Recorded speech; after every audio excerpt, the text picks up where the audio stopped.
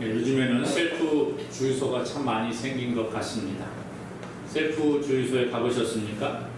직원이 도와주는 것이 아니라 운전하는 운전자가 스스로 내가 얼마큼 기름을 넣어야 되겠다. 그리고 이제 설정을 하고요. 기름을 넣는 그런 주유소를 셀프 주유소라 그렇게 이야기합니다. 셀프 서비스이기 때문에 기름값이 조금 더 저렴하다는 장점이 있습니다. 기름을 이렇게 넣게 되면 이제 나중에 영수증이 나오게 돼요. 영수증이 쭉 나올 때에 갑자기 기계에서 어떤 여인의 소리가 들려옵니다. 뭐라고 하느냐?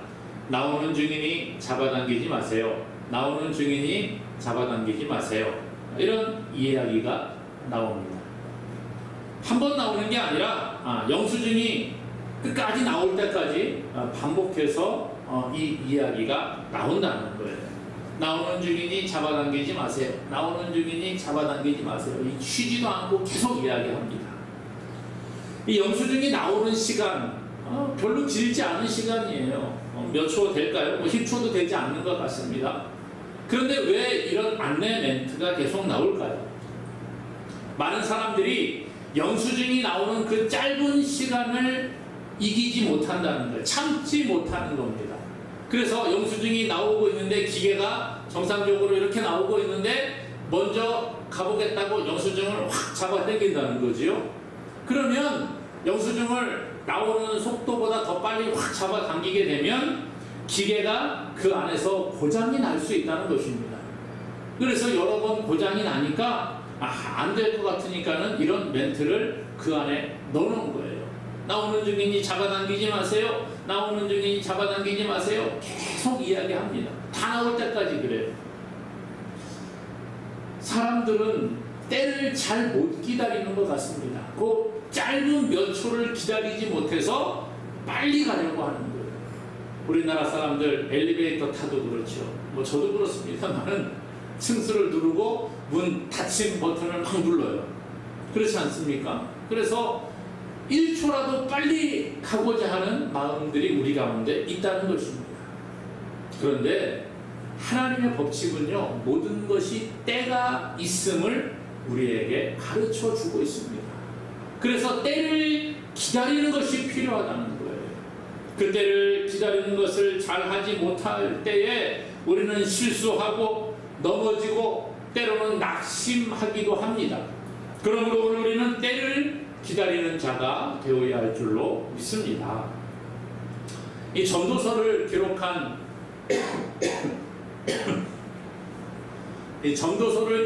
솔로몬 왕이 있습니다. 솔로몬이 전도서를 기록을 하면서 전도서 3장에 보면 모든 것이 때가 있다라는 이야기를 해주고 있어요. 범사에 기한이 있고 천하만사가 다 때가 있다 그러면서 많은 때를 이야기합니다. 날 때가 있고 죽을 때가 있으며 심을 때가 있고 심은 것을 거둘 때가 있으며 죽일 때가 있고 치료할 때가 있으며 세울 때가 있고 헐 때가 있다. 그렇게 이야기합니다. 울 때가 있고 웃을 때가 있고 또 슬퍼할 때가 있고 춤출 때도 있다. 그렇게 말해요. 돌을 던져버릴 때가 있고 돌을 거둘 때가 있다. 아는 때가 있고 아는 것을 멀리 할 때가 있다. 찾을 때가 있으며 잃을 때가 있다. 지킬 때가 있으며 또한 버릴 때가 있다. 그렇게 이야기합니다. 찢을 때가 있으며 꿰맬 때가 있어. 또 잠잠할 때가 있으며 말할 때가 있다. 그렇게 이야기합니다. 사랑할 때가 있고 미워할 때가 있으며 전쟁할 때가 있고 평화할 때가 있다. 그런 이야기합니다. 이 솔로몬 얼마나 지혜로운 왕입니까? 이 지혜가 풍성한 이 왕이 이야기하는 것, 범사의 기한이 있고 천하만사가 다 때가 있다.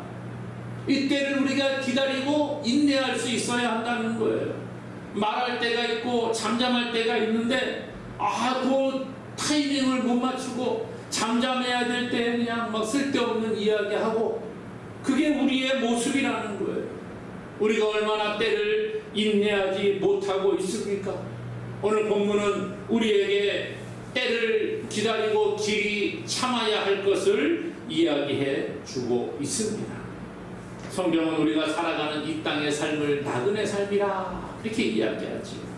나그네 삶을 살아가기 때문에 우리는 세상에서 때로는 어려움도 겪고 불편함을 겪기도 한다는 거예요.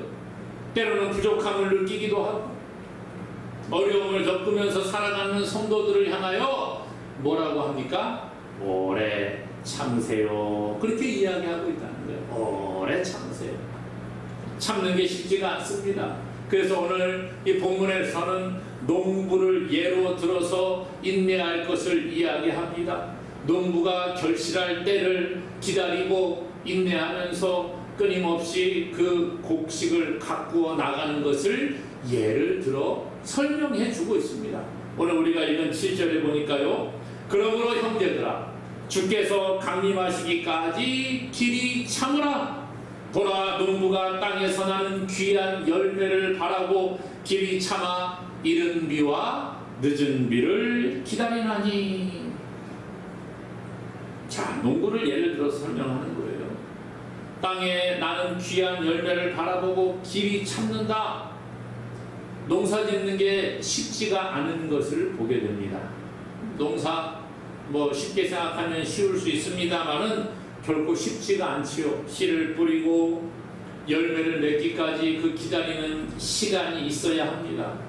때로는 많은 노력을 해도 열매를 제대로 거두지 못할 때가 있다는 거예요. 사람의 노력과 상관없이 하늘에서 비가 내리지 않으면 곡식은 자라지 못하는 것을 우리가 경험을 합니다. 우리가 노력을 다 해도 하늘에 비가 오지 않으면 농사를 실패하는 경우를 많이 보죠. 또 비가 너무 많이 와도 농사에 실패한다는 거예요. 그러므로 이 농부는 땅에서 귀한 열매를 바라면서 길이 참습니다. 오늘 말씀에는 이른 비와 늦은 비를 기다린다 이렇게 이야기하죠. 이 팔레스타인 지역에는 비가 그렇게 많이 오지 않는 지역이라고 합니다. 그런데 이 농작물을 위해서는 하나님께서 두 종류의 비를 내리시겠다 이런 약속을 하셨어요. 신명기 11장 14절에 보니까요. 여호와께서 너희의 땅에 이른 비와 늦은 비를 적당한 때에 내리시리니 너희가 곡식과 포도주와 기름을 얻을 것이요. 하나님께서 너희의 땅에 이른 비와 늦은 비를 적당한 때에 내리실 것이다. 그렇게 말합니다. 우리나라에는요, 봄에 보통 씨를 뿌리고 가을에 열매를 거둡니다. 그렇죠? 근데 이 팔레스타인 지역에는 가을에 씨를 뿌리게 되고 봄에 곡식을 거두게 됩니다. 그러니까 이 씨를 가을에 뿌린 다음에 싹이 트기 시작하는 10월 말 11월 초에 이 비가 내려야지만이 곡식이 잘 싹이 나고 자랄 수가 있는 것이죠. 이것을 가리켜 성경은 이른 비라 그렇게 이야기를 해요. 그리고 추수하기 직전인 3월달 4월달에 또 비가 내려서 마지막 곡식이 풍성하게 열매를 맺게 하는 것, 그것을 가리켜 늦은 비라 그렇게 이야기합니다.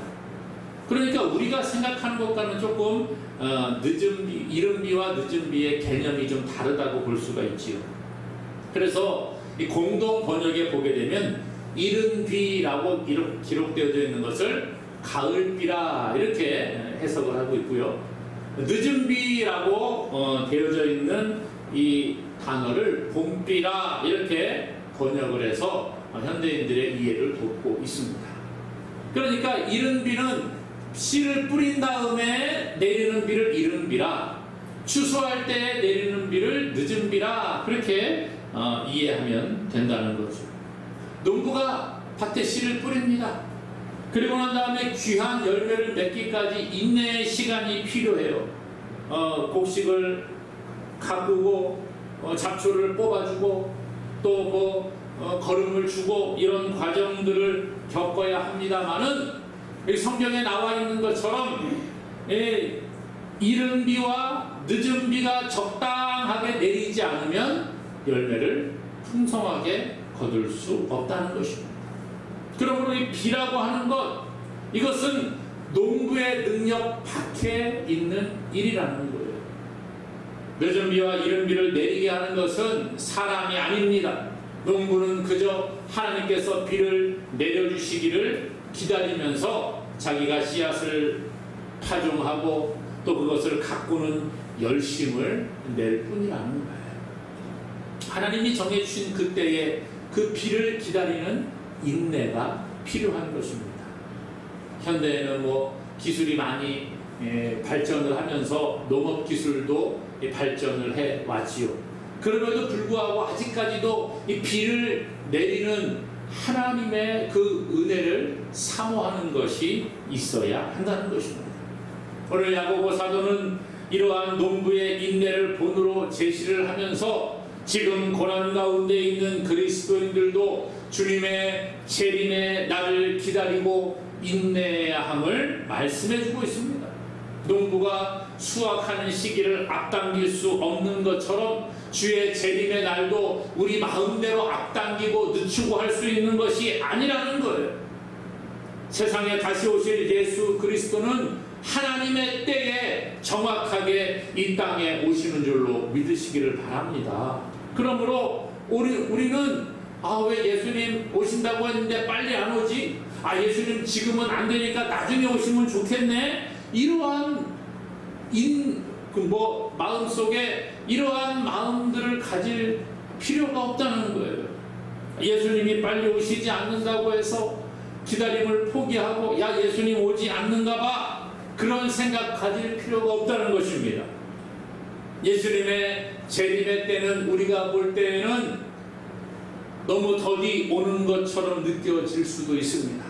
그렇죠. 2000여 년 전에도 예수님 내가 속히 오리라 말씀하신 것을 따라 이 믿음의 사람들이 예수님의 재림을 기다렸습니다. 그런데 2000여 년이 지난 지금까지도 예수님의 재림은 이루어지지 않습니다.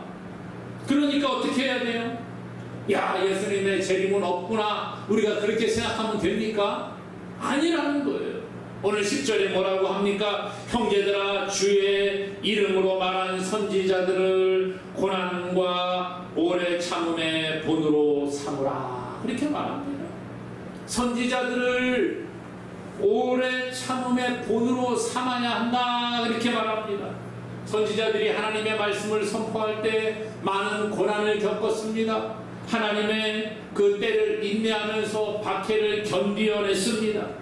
예수님의 제자들도 예수님의 그 재림을 기대하고 소망하면서 사람을 두려워하지 않는 그러한 모습을 보여주었습니다. 고난과 인내는 하나님의 백성들에게 올 수가 있지만 우리가 할 일은 뭐예요? 기다리고 인내하는 것입니다. 인내가 우리에게 필요하다는 거예요. 그래서 11절에서는 욥의 인내를 본받으라, 그렇게 이야기해요. 욥의 인내를 본받아라. 성경의 욥을 보십시오. 얼마나 많은 고난을 받았습니까? 욥은 자신이 생각할 때에는 원인을 알 수 없는 그러한 고난을 받았습니다. 하루아침에 재산을 다 잃어버리고, 그것도 부족해서 자기 자녀들이 하루아침에 다 죽음을 맞이하게 됩니다. 그리고 난 다음에 자기의 온몸의 머리부터 발끝까지 그 악창이 생기게 됩니다. 악성 종기가 생겨서 기와로 몸을 막 박박 긁어대면서 그렇게 살아갑니다. 자기 아내는 하나님을 저주하고 죽으라는 그러한 어처구니 없는 이야기를 하지만 욥은 입술로 범죄하지 않았다는 거예요. 이 욥, 시험이 오고 고난이 올 때에 오래 참음으로 말미암아 하나님의 그 시험을 통과한 욥을 본받으라, 그렇게 말하고 있습니다. 그러므로 사랑하는 여러분, 우리에게 다가오는 현재의 고난은 하나님의 축복의 통로가 됨을 믿으시기를 바랍니다. 그래서 하나님께서는 우리에게 오래 참으라고 말하고 있어요. 신앙생활 하다가 보면 얼마나 많은 어려움이 찾아옵니까? 때로는 옆에 사람이 나를 힘들게 만들고, 때로는 교회에 왔는데 교회에 같이 신앙생활하는 옆에 있는 집사님, 장로님, 권사님이 나를 힘들게 만들기도 합니다. 그때에 우리 할 일은 뭐예요? 오래 참는 거예요. 오래 참을 때에 하나님의 그 복을 우리가 누리게 될 줄로 믿습니다. 그래서 오늘 말씀에는 오래 참되 마음을 굳건하게 하라, 그렇게 이야기하고 있어요. 마음을 굳건하게 해라. 믿음이 없으면 우리의 마음이 흔들릴 수밖에 없습니다. 그렇지요? 하나님 말씀은 이루어진다고 했는데, 예수님의 재림이 있다고 했는데 왜 안 올까? 왜 안 올까? 하루 이틀 기다리다가 1년, 2년, 5년, 10년 기다리다가 보면 지치는 거예요. 그러면 우리의 마음이 흔들릴 수밖에 없습니다. 하나님은 우리에게 가장 좋은 것을 주시는 분인 줄로 믿습니다. 그런데 이것을 우리가 의심하게 될 때가 있다는 거예요. 하나님 가장 좋은 것 준다고 했는데 지금 내 형편 보니까 어때요? 하나님 나에게는 안 주시는가 보다. 예수님의 재림은 반드시 있다고 했는데 지금까지 2000년이 지났는데도 예수님 오시지 않으니까 아이고 안 오시려는가 보다. 예수님인데 자꾸 고난이 옵니다. 어려움이 찾아옵니다. 갑자기 막 알 수 없는 병이 찾아옵니다. 우리가 해결할 수 없는 문제들이 우리에게 다가옵니다. 그러면 우리의 믿음이 흔들릴 수밖에 없다는 거예요. 그때 어떻게 합니까? 고난 가운데 있는 자들을 향하여 오늘 야고보는 말하기를 주의 강림이 가깝다. 그러니까 여러분 마음을 굳건하게 하고 오래 참으시기 바랍니다. 그렇게 말하고 있다는 거예요. 물론 사람들이 볼 때에 예수님의 재림이 언제가 될지 알 수가 없습니다. 그 기간이 너무 더디고 오랜 것 같아요. 계속 말씀드립니다만 2000년이 지났음에도 불구하고 예수님 오지 않았잖아요. 예수님 언제 오십니까? 하늘을 보고 하늘의 구름만 두둥실 떠가도 주님이 오늘 오시는가 하고 쳐다봅니다. 그런데 오시지 않습니다. 그러면 어떻게 해요? 실망합니다. 낙심합니다. 정말 예수님 오시는 거 맞아? 정말 재림이 있는 것은 맞아? 의심이 들 때가 있다는 거예요. 정말 사실일까? 내가 믿고 있는 게 정말 맞는가? 거짓말은 아닌가? 내가 잘못 가고 있는 것은 아닌가? 그런 생각 들 때가 있다는 거예요. 여러분, 그때 우리가 할 일은 뭡니까? 마음을 굳건하게 해야 합니다. 우리의 시간과 하나님의 시간은 똑같지 않다는 거예요. 우리가 볼 때에는 하나님의 때가 더디 오는 것 같습니다만은 하나님이 보시기에는 그때가 속히 임한다 말씀해 주고 있어요. 베드로후서 3장 8절 말씀해 보니까요. 사랑하는 자들아 주께는 하루가 1000년 같고 1000년이 하루 같다는 이 한 가지를 잊지 말라 그랬어요. 주께는 하루가 1000년 같고 1000년이 하루 같다 그렇게 말씀합니다. 우리가 살아가는 이 시대, 우리가 이제 주후 2023년을 우리가 지나가고 있지 않습니까? 2023년 6월달을 지나가고 있는데 벌써 2023년이 지났음에도 불구하고 예수님은 오지 않습니다. 예수님이 안 오시는 것 같습니다. 그때 우리가 어떻게 해요? 2000년이나 흘렀음에도 불구하고 예수님 안 오시는 거 보니까 이제 안 오시려나 보다. 그런데 하나님 보시기에 1000년이 하루 같다 그래요. 그러면 이틀밖에 되지 않은 거예요. 물론 이게 문자적으로 딱 1000년을 하루라 이렇게 말하는 것은 아닙니다만은 예를 들면 그렇다는 겁니다. 오늘 우리가 하나님의 시간과 우리의 시간이 다름을 기억해야 합니다. 그래서 우리는 사람의 생각으로 내 시간에 하나님이 해주셔야 된다는 생각이 있습니다. 하나님께서는 이때에 이 일들을 이루어 주셔야 하고 내가 이만큼 기다렸잖아요.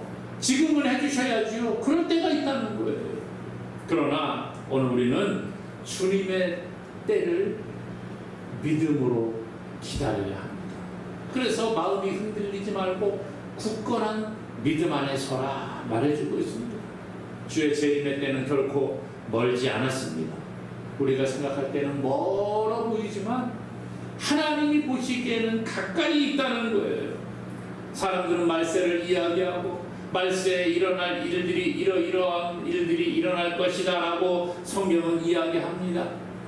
그런데 지금 시대를 보십시오. 과거부터 지금까지 계속해서 주님의 재림에 있을 징조의 현상들이 나타나고 있다는 거예요. 그러므로 하나님의 때는 언제인지 알 수 없지만 우리가 인내하고 마음을 굳건하게 하고 기다리면 반드시 그때가 임하게 됩니다.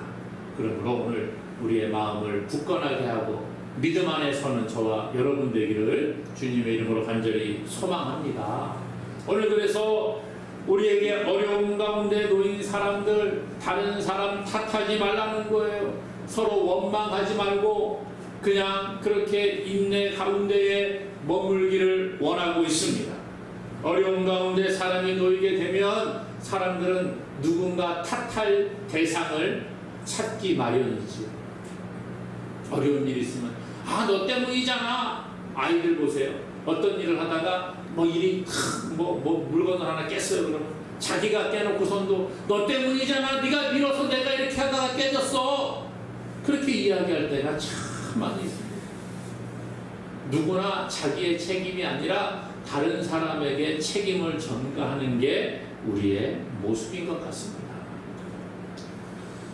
그러나 오늘 말씀은 우리에게 어려움 가운데 놓인 성도들을 향하여 서로가 서로에게 원망을 하지 말라 그렇게 권면을 해주고 있습니다. 9절에 보니까요. 형제들아 서로 원망하지 말라 그리하여야 심판을 면하리라 말해주고 있죠. 서로 원망하지 말아라. 서로가 서로를 향하여 불평을 쏟아내고 원망을 쏟아낸다고 하면 그 공동체는 무너질 수밖에 없습니다. 마귀는 서로가 서로를 원망하고 불평하게 만듭니다. 다른 사람의 탓을 하게 만든다는 거예요.